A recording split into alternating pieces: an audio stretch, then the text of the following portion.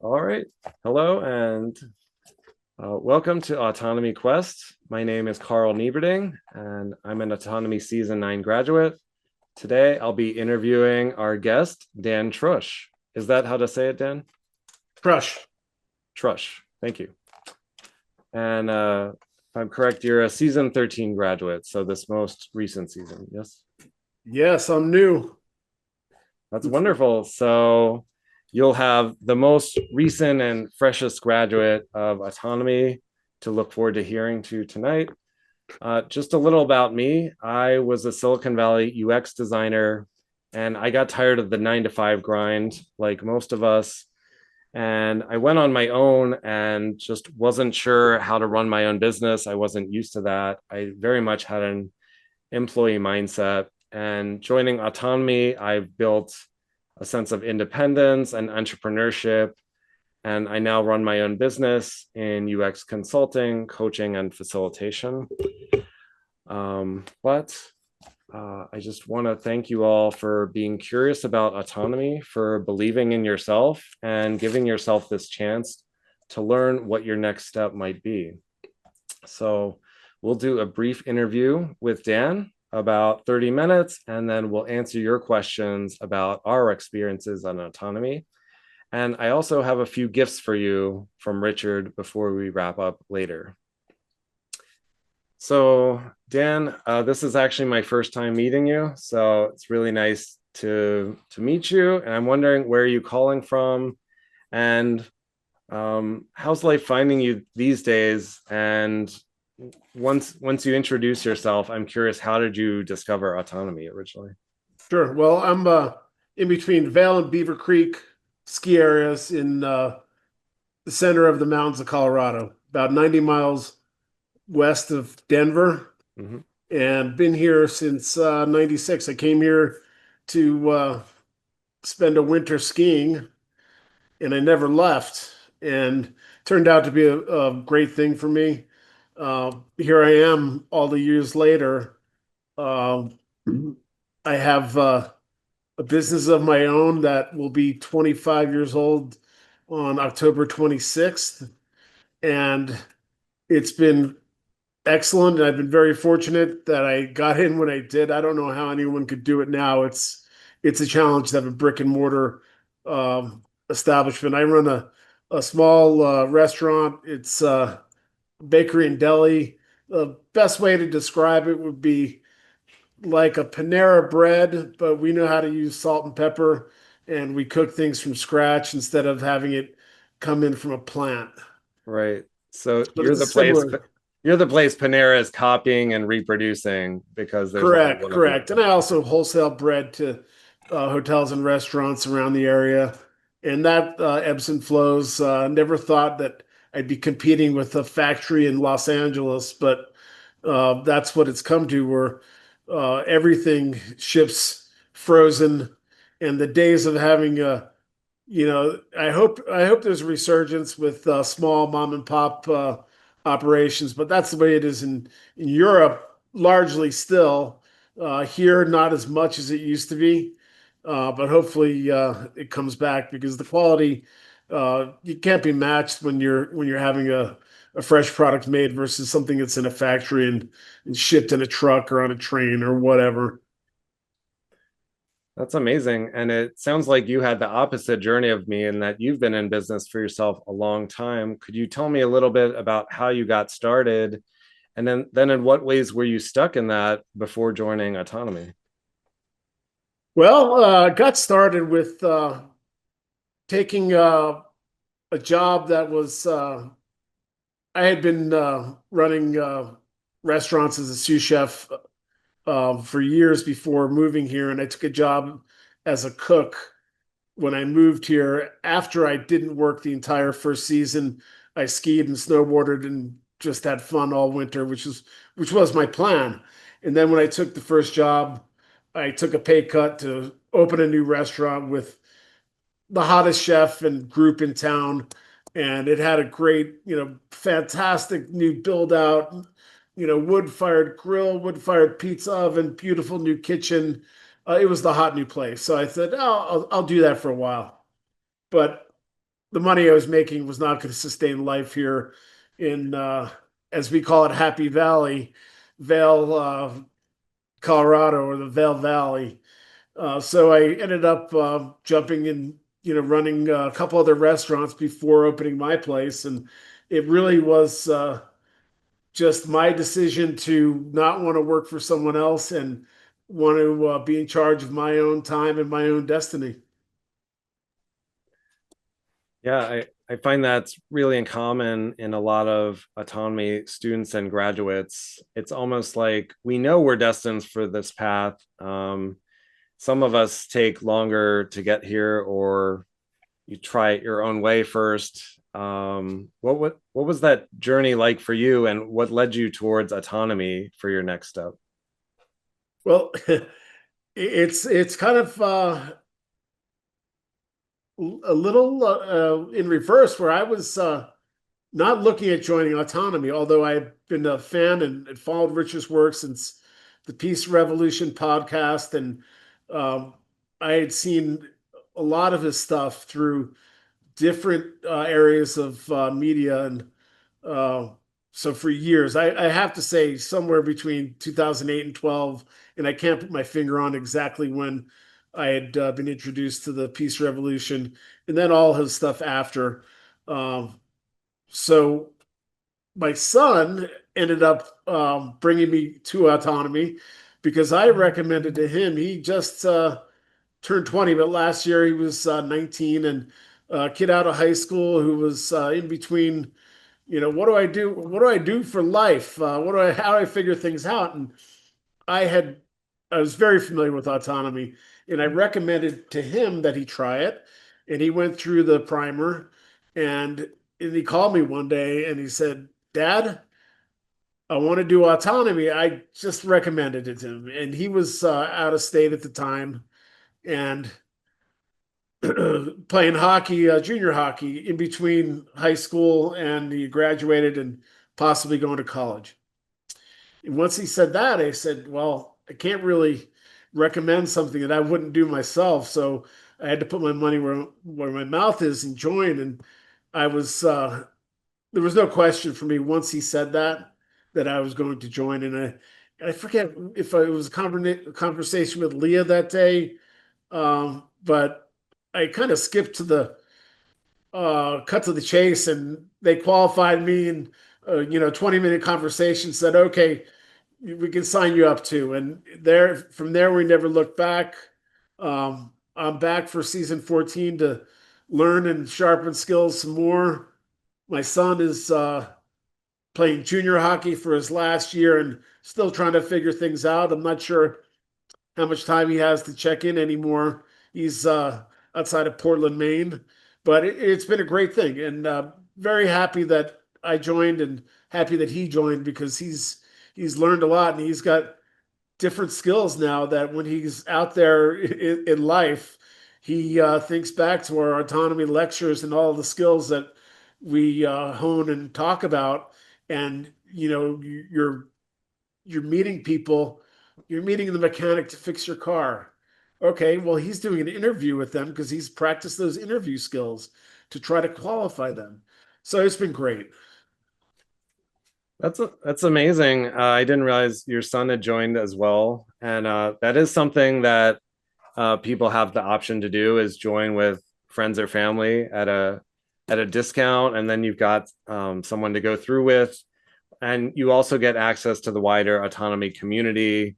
As you know from going through it, Dan, you meet lots of other new people in the community, both through one-on-ones and in the group Q&As. Can you talk a little bit about what the community was like and what were your expectations originally and how did it hold up? Well, because I didn't go through the primer, but I was familiar with Richard and all his work and his, let's say, his philosophies and his, you know, ethics. I was very familiar with how he operated, so I had no I had no trepidations about signing up, but I had no clue about how great the community was. I really didn't know.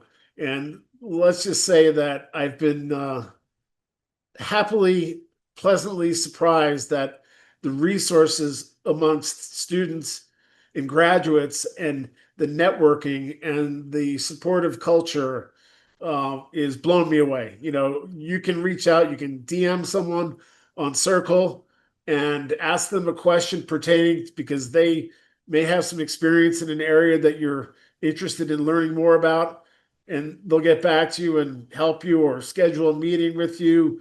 It's I haven't even scratched the surface on all the resources that are part of the community. So that part is like the bonus that you don't even know about.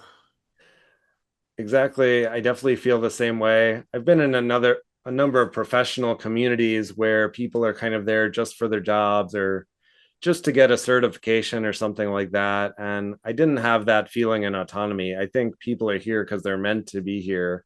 And you meet a lot of people very different from you, and yet you somehow have a lot in common. Um, I'm curious, most people watching who are considering autonomy know about the lectures with Richard.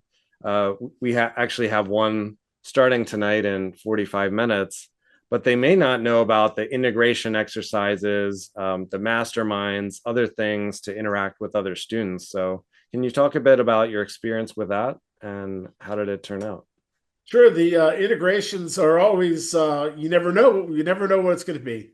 So you go in and you might get something you never expected. I think one of the best parts of what happens each week. So it's really cool. The masterminds are also uh, great. You have a group of people that from different locations, maybe different backgrounds. You know, maybe one from uh, Canada, one from Europe, one from New Jersey, one from Colorado. That was my group. And you meet people and you bounce ideas off one another and you work on things that are challenging you and you get support from a team. So you throw out a question, you throw out a problem, or whatever you're thinking, whatever you're working on, and then everyone provides whatever input they might have, or recommendations, or resources, or contacts. It's it's kind of endless. Great opportunity. Yeah, and how different did it feel to instead of only watching videos or only watching lectures, you like the idea of the integration exercises is learning by doing. And so I'm curious, did any of these skills, like the autonomy system for sales, is that something you worked on during the season, or what skills did you work on in those breakout rooms? So I did attend several of the sales meetings and got a few calls in, not as many as I would have liked to. I still want to go back at that this season and do a little more work. I'm quite familiar with it. I don't have it's not second nature to me yet, but I find it's great because you're just engaging someone and you're trying to help people help themselves a lot of the time. Mm. And if you can talk to someone and develop rapport and present, and it's, sometimes you're working a sales, and I'm not saying autonomy sales, it could be any sales. Sometimes it's not the right thing for the right person. And with ethical sales, you're not trying to do a hard sell. You're trying to learn how to have a win for you, a win for them. So everyone's helped along the way. And that's kind of how sales should be, instead of, trying to trick you with whatever the whatever the marketing is, whatever the oh geez, NLP, or the different things that are used, to get you hooked. This is not a hook. Yeah, I can tell from how you describe your restaurant and your food that you believe in your product and you believe in what you're selling, and that certainly helps. what sort of things did were there things in the course that ended up impacting your business or building new skills or you're changing your perspective in some way? Sure. Yeah. The the 19 things you didn't learn in college. That's a great list. And I was in the process of updating a lot of training manuals and things at work, and I incorporated a lot of the things, a lot of the points from that abbreviated list that we saw last week in the lecture. And it it's just there are things that of value that you're not taught in school, and it really can help everyone. So I incorporated a lot of those principles into my training manuals, and then also now more so how I thoughtfully operate, um, because nothing by force is good, and having everyone as part of a team, it can't be forced. That's really interesting. And did you get to work with your son on some of these exercises? Were you guys together or watching it? How did you communicate during the course? That's funny. We actually were in separate rooms usually, and then on the intermissions we would like chat about it. And then he did his own mastermind. I did my own, and so it was a lot of independent work. And we did communicate, like when we're driving around somewhere about this or that, or he said he's on a new job where he was a plumber's helper all summer, and he was just thinking autonomy when he was learning about the business, and it was a small business with a legacy business where a son had taken over from a father, and just seeing how the dynamics of that, and as he thought about when he learned an autonomy, he's like, boy, I could really help these. I can identify areas how we can improve. And I said, slow down, cowboy. You're just a helper. But he had the mindset, which was good.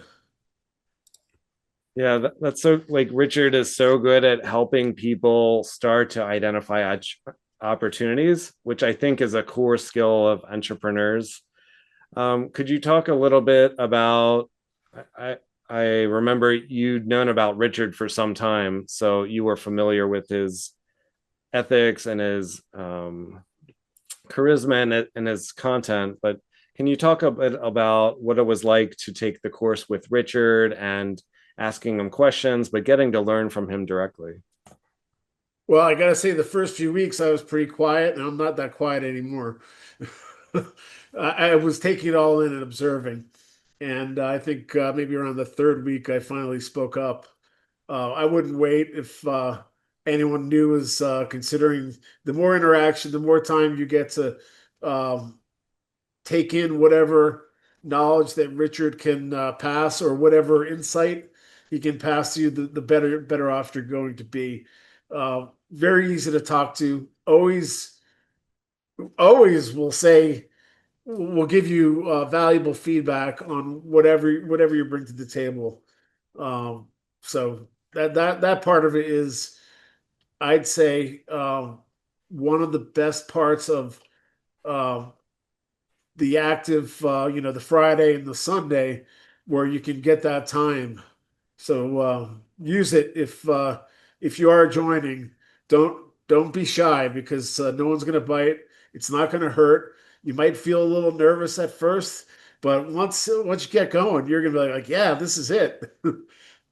Yeah, that's a really good point. One thing about taking this, it's an online course, but it's also interactive. Like you said, there's two Q&A sessions per week, and Richard really just encourages open dialogue. And as the season progresses, people tend to get more and more confident and outgoing on camera, which I find is a really helpful skill as more and more things are getting virtualized and remote meetings.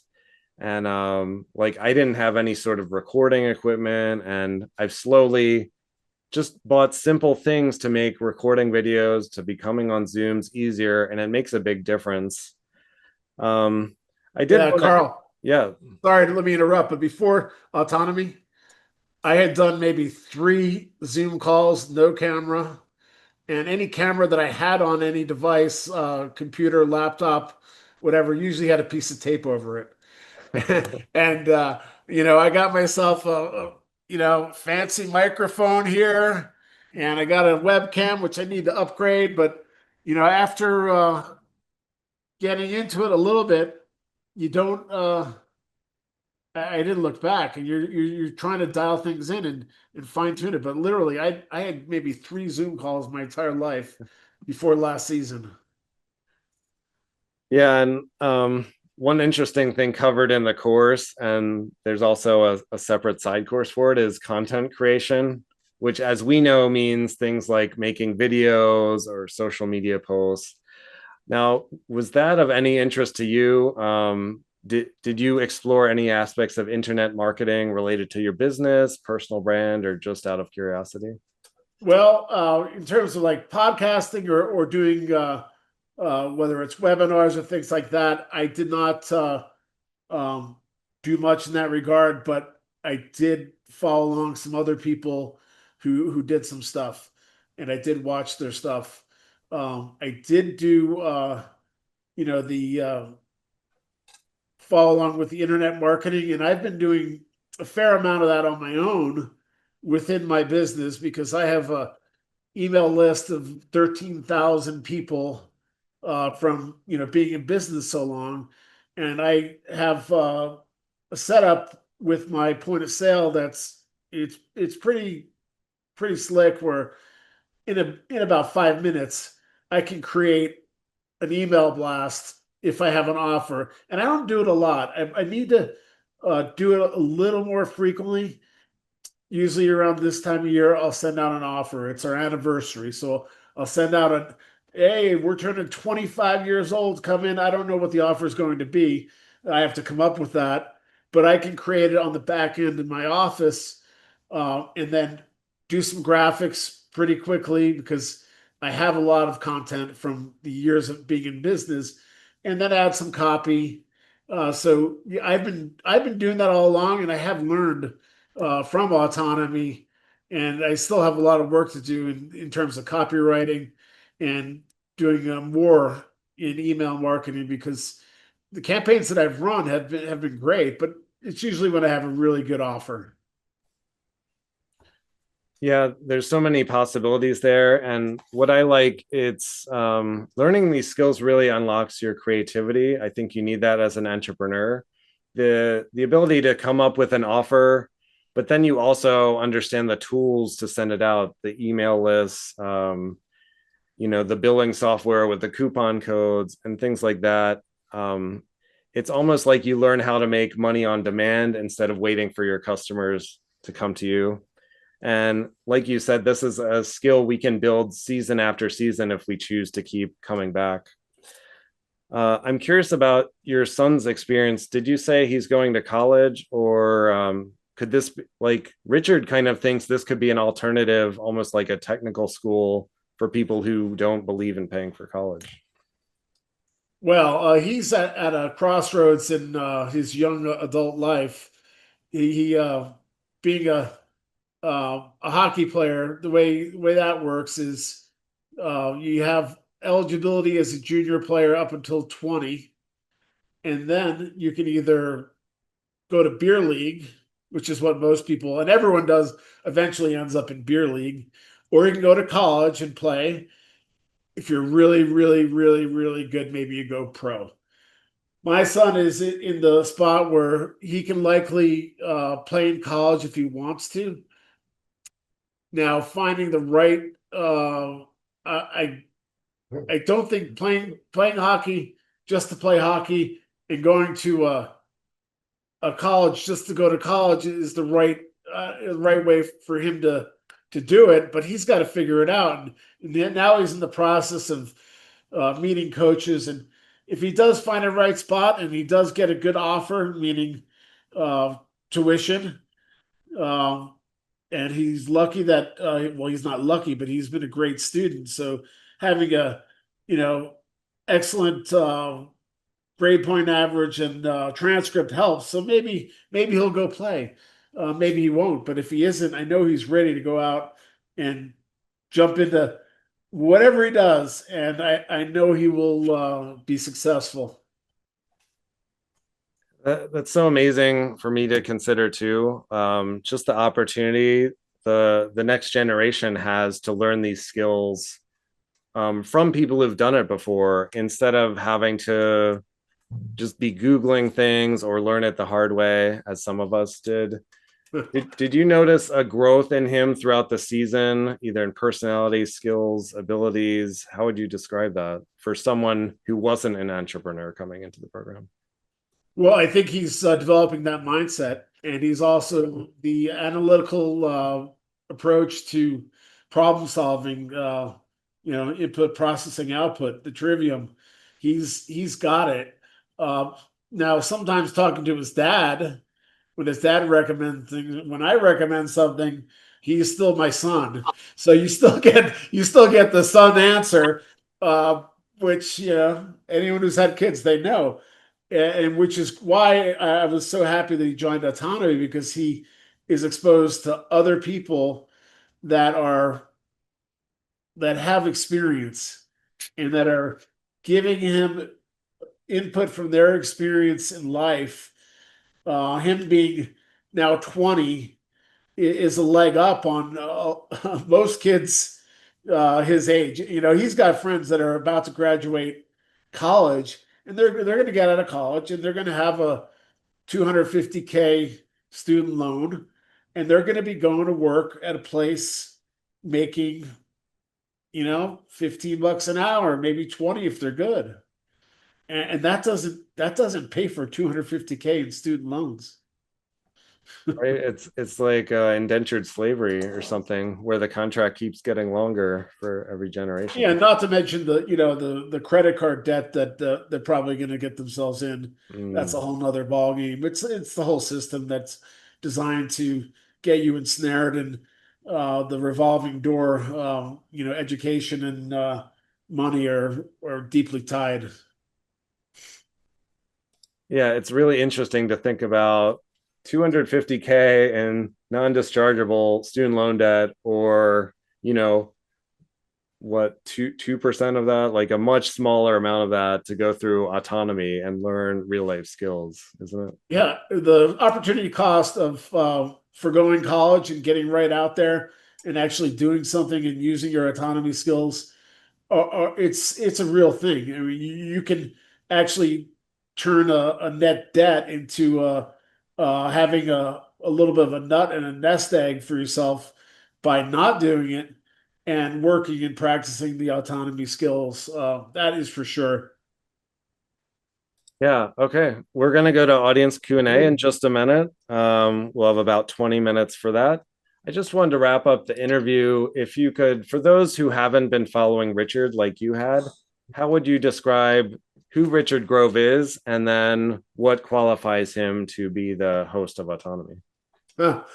Well, he is the cool genius you never knew, and also the person that can provide you with answers to things that you may not even know the question.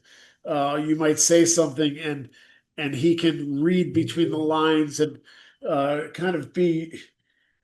It is amazing, the knowledge base and the amount of how well read he is, uh, all of the history that you learn through autonomy, and history has a way of repeating itself. So, learning from that history and improving yourself, he is the guy. I I can't say enough good things about the experience with Richard and how great it's been. Yeah, absolutely. And his story is so compelling, of working in New York City at these big companies, making seven figures, being a whistleblower, kind of finding out the real game behind the scenes and then working for these past decades just to share light and information on how people can create their own opportunity instead of rely on the system. So we're going to go to audience Q&A now, but thank you, Dan, for that interview. It's really great to hear from you. And I would like to encourage anyone now, feel free to unmute or type your question in chat, introduce yourselves. I see we've got a great mix of both autonomy graduates and new prospects. We'd love to meet you, hear from you, and just hear any questions or curiosities about the program or about anything Dan said tonight. And I'm going to wait until someone talks. So, eventually you better say something.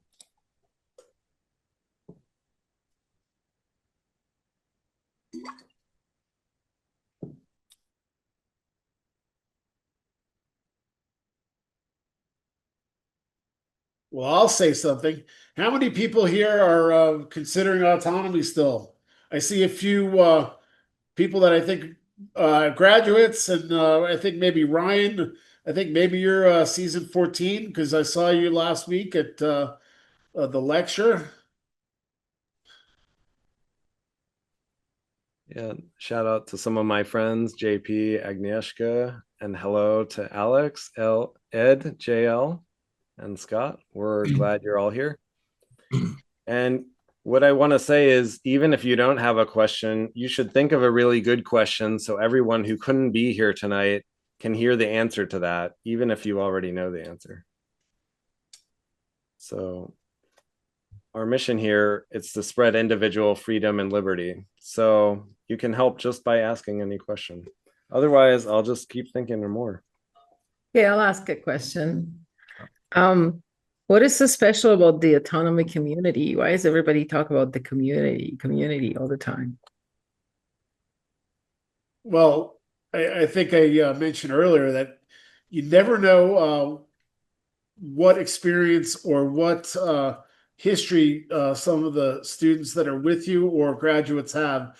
And when you see someone's post about something you may be interested in, you can reach out and DM them and contact them. Say, I had a question for JP about crypto, and he answered me with a DM. Unfortunately, I missed most of his Wednesday nights last or Tuesday or Wednesday last season, but he got right back to me, and the people the people in the community are supportive of one another, and they will help um, anytime. That's, I mean, hands down. Yeah, I mean, I don't think you should think of this like a class and a cohort just for a class. You're really joining a tribe of people who believe in individual freedom and liberty, and those come in all flavors and types and walks of life from around the world. But everyone is like just a great person to talk to and hang out with. And so in a way, it feels like a family, or at least a tribe. And I think it's the values that unite us. It's not just some bit of knowledge about how to make a landing page. We believe in something bigger. Hi, JP. Yeah, free exchange of ideas. Well, what's up, JP? Hey, thank you very much for the plug, Dan. I really appreciate it. Mr. And the crypto Ask Me Anything will be starting again this Wednesday. I hope I'm going to be there. But I'm in the hospital on Tuesday for surgery, so I'm not sure if I'll be a little bit groggy, but I have a couple of co-hosts and we have a guest at the event. So it's going to be a special event, and I'll hope that you can all make it on Wednesday. Oh, that's fantastic. And yeah, best wishes with your hospital stay. Yes, thanks, JP, and hope everything goes great on Tuesday. Thanks. And it's not just any guest, it's a guest of international pedigree who is not very active in the crypto community. So like you wouldn't likely hear from him unless you went to this particular Ask Me Anything. So it's a very special moment. You have to go to find out. This highlights another great point, which is as our students and graduates build these new skills, people start their own ventures, side projects, discussion groups, book clubs, marketing clubs, any sort of clubs, retreats in Mexico. You really see people flourish over time. And then there's kind of all these other events you can join too, depending on your interest. It's not just a bunch of lectures. It's much more than that. So I just want to thank Dan and you for the presentation, and good luck, JP. I hope everything goes all right. And yeah, that's it for me. Thanks. Oh, thank you. Is it Marius? Or how do you say that? Yeah, Marius. Marius. Beautiful. Which season are you from, or are you considering the program? I just got enrolled in season 14. Hey. So you're Welcome going to the aboard. lecture. You're going to the lecture in like 20 minutes. Awesome. Yes, sir. Yes, sir. Yeah. Awesome. We're glad to have you. I look forward to meeting you again. Thanks for stopping in tonight. Yeah, thanks. Thanks. Yep. I see Doc Rock's in the house. I know. Anyone else? You know, I haven't had any hard questions.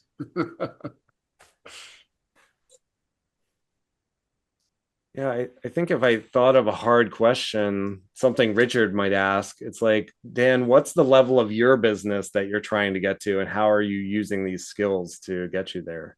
If that's where you are in life. You know, that's I don't know if it's hard, but I'd say it's unfolding.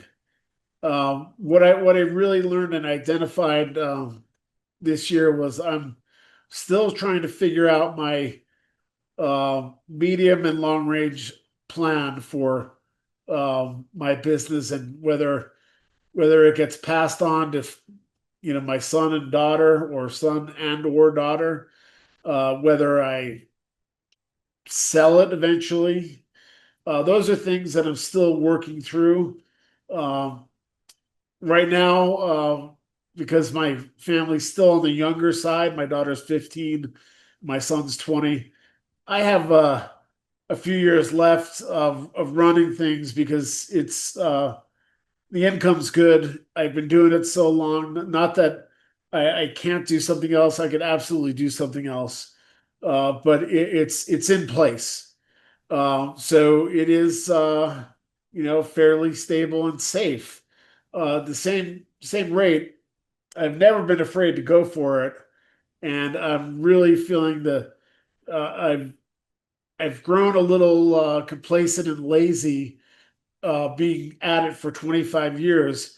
So I need to jumpstart myself into a new phase of learning and growth, and challenge myself some more, because it's not much of a challenge as it is anymore. So really the next phase, figure out that next phase of what I do. And part of me says sell and get my toes in the sand on some beach in Mexico like a bunch of you guys. Well, that's great. And definitely I think for many of us, we would love to be in that place where we've built a business with that good income, and it actually creates some space and freedom to enjoy time with our family, to do our other interests, instead of living solely for work and solely for business. And yet it's also interesting of like, well, how can what areas can we still grow in, or what side income streams could we be thinking about or investing in, if only just to stay entertained and excited. Yeah, absolutely. I'm certainly looking at all the different opportunities to see what I can get going, and so far I haven't identified anything, but I have a lot of ideas. So along the way, I'm going to keep working at it, and when the idea presents itself, I'll go for it. Yeah, it's interesting. Something that came to mind, happens pretty often, is, well, there's always, once you get some experience in a field, there's going to be newer people in that field seeking your advice, and like that's a revenue stream for many solo consultants or coaches, people like that. So it's like, like for me, once I left the 9 to 5, having to sit at a desk, I still had that experience, and that was a value stream I could offer to people entering that field, and so on. Yeah, I do often get from friends in my community here that know me. I get a lot of calls and questions of what do you think about, and not to the level of what Richard gets, but having experience and been there and done that, and I'm not I'm not a paycheck. Um, I make what I make. No one's paying me. So I do often field questions and help people I know with problem solving like that and ideas, and uh, consulting would be great. The restaurant business is a tough consulting. Uh, it's tough. There are some big guns out there. Doing it small scale, I do it for free. Yeah. Well, what would you say has been the key to your success in your restaurant journey? Consistency. Being consistent, standing by your product, serving. The philosophy of our food is we wouldn't serve something we wouldn't serve to our family. And if you make a mistake, make it right over the top. So the person knows that that's not how you intended it to be. Um, that's it. Staying consistent is the biggest thing. Also, I think when you're starting out as an entrepreneur, uh, using the skills that you're good at, focusing on those and getting help with what you're not good at and learning it. So you can't do everything by yourself from the get-go. So I brought in a team to help me when we first opened. And it was a team of people that worked with me over the years. And we all got the place open in about 3 or 4 days after we built it. And we did it as a team. And if you don't have a team of people, say you're not great at accounting, well, find a good bookkeeper you trust and outsource a little bit, and then you can bring it back in when you have time. But if you're overwhelmed, focus on what your skills are, and then learn to develop your other skills as you go. And that's I couldn't do everything by myself to start. Right. So you don't need to have everything figured out about business just to get started. No. You just need to be consistent and go with it and have your plan thought out. And now in the world of internet business, it's a whole other ballgame. Maybe you can do it all yourself. A lot of skills there, though. Whether it's web design and all the creative work and copy, there still is a lot there.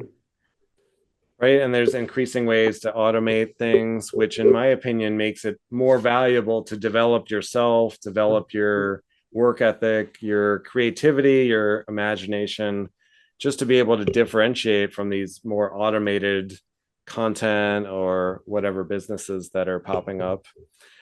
Yeah, in my business, I had to develop all those systems myself. I didn't buy a chain. I didn't buy a franchise where all these systems were developed. I had to develop them over the years uh, through trial and error. And there's a lot of error, man. I spent a lot of money on error, and luckily, you learn and you get through it and you improve.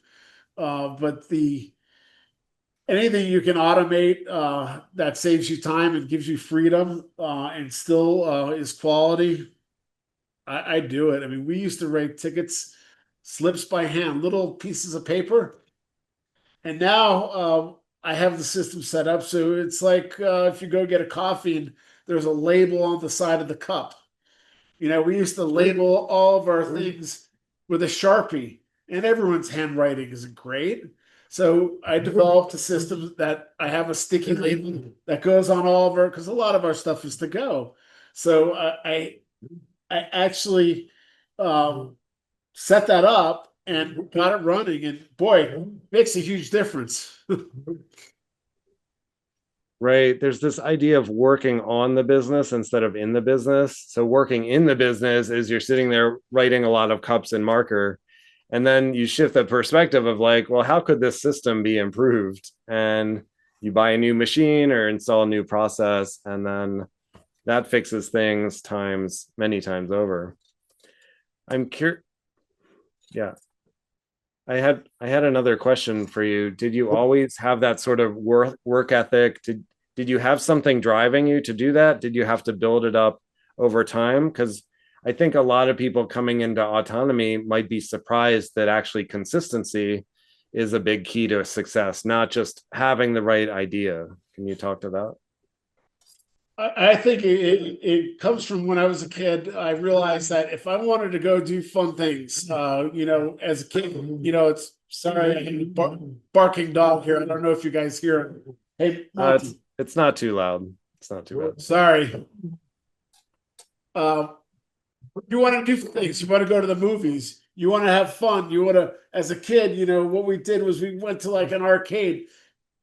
I wasn't handed money. I had to earn that money. So what did I do? I got a paper route when I was young, as soon as I could. I started painting. I started doing yard work. I did landscaping. I did clean outs. I washed windows. I earned money so I could have the freedom to do what I wanted and, go downtown to the ice cream shop, get ice cream, whatever it was.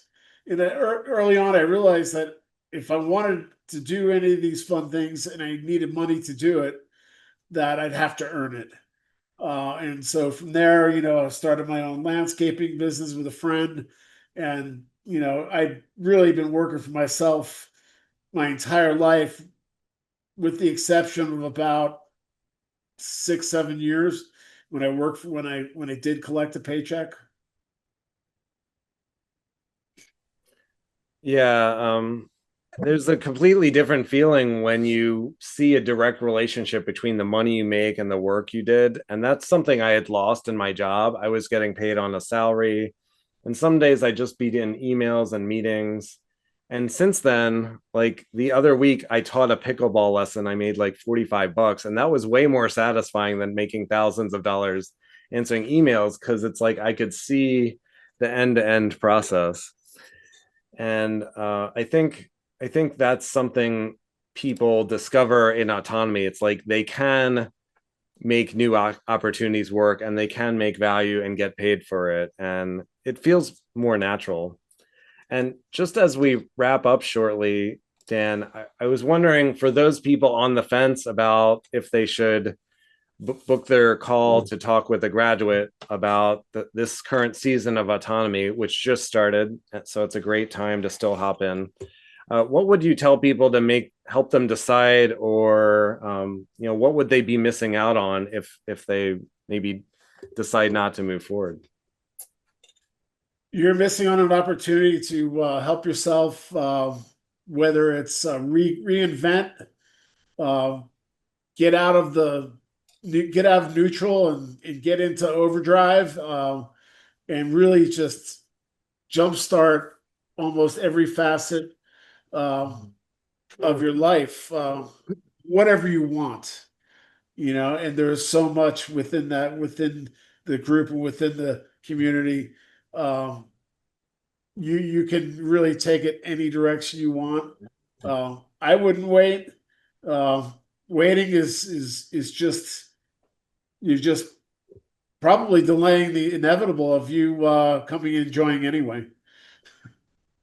Yeah, that was my same process. It's like I could join in 6 months, but why not just join now and capitalize on that opportunity cost of 6 months' time of being better? So I just want to explain a little bit for those of you interested in autonomy or open to hearing more about our enrollment process. So we actually don't have a page you can just go to and buy our course. What you're going to do instead is apply by talking with one of our graduates like us, and we're going to get to know you and help you decide if autonomy is a good fit for where you are right now. That link to book a blueprint call is in our chat. And the great thing about the call, we're not trying to get your credit card on the call. It's literally just a chat with someone like me, someone like Dan, just trying to answer your questions and help you build your own dream and future plan that you can create a blueprint for, instead of relying on the external economy, politics, whatever it may be. So we really encourage you to book your call now. It's a great time to join the season. And as we mentioned, another lesson's going on tonight, but they're all recorded, very easy to catch up on. And I wanted to thank you, Dan. This was really great to hear about your journey, and I'm sure I'll see you in the community. Anything else you wanted to say before you sign off? No, thank you, Carl. I hope I explained and helped some people along the way. I know I'm excited about season 14 because there's stuff that I still want to work on. And I think every season, from what I've heard from other longer graduates have been around longer, there's something new that whether you focus on or that comes up. And so I'm excited to see how that unfolds for myself and for season 14. Yeah, awesome. I just want to highlight how this is a community for real people with real stories and real problems. So you don't have to feel like you're already a success or superstar entrepreneur. If you're just even considering it, this is the place for you. And I mentioned we'd have a gift at the end, and that is a course by Richard, a mini lecture by Richard on Turn Your Lead into Gold. Start your personal revolution. And that's going to help you figure out the skill set that you could bring to the marketplace and start earning a second income or whatever, however you decide to pursue your business. This course from Richard directly is free. It'll be in your library, or you can click the link in chat right now. But we're going to wrap up since the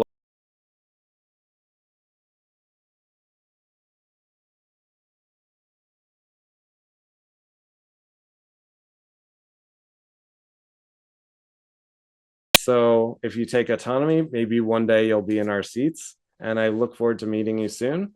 Just remember, book your blueprint strategy call as your next step, and we'll talk to you soon. Take care, everyone. Thanks, Bye-bye. everybody. Peace out.